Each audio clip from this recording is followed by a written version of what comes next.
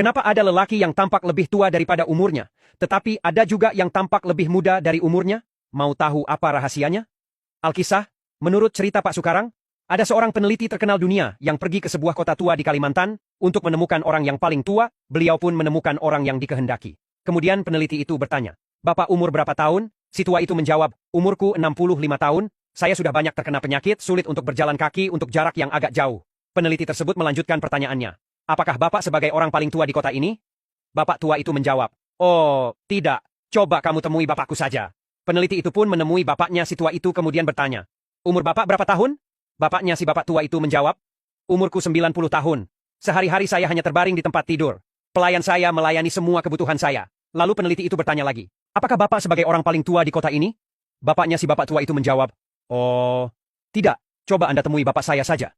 Lalu peneliti itu pun menjumpai si kakek dari bapak tua itu, dan beliau bertanya, "Umur kakek berapa tahun?" Si kakek tua itu menjawab, "Umurku 115 tahun. Saya bersyukur, setiap pagi saya masih bisa melakukan olahraga jalan kaki, selama 1 jam untuk jarak 5 kilometer.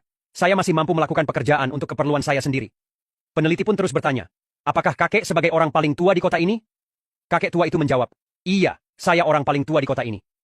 Dari hasil menemui 3 orang tua itu, anak, bapak, dan kakek, ada sesuatu yang mengagumkan. Akhirnya peneliti memberanikan diri bertanya pada si kakek tua itu, "Maaf kek, kenapa kakek tampak lebih muda dan gesit dari putra dan cucu kakek?"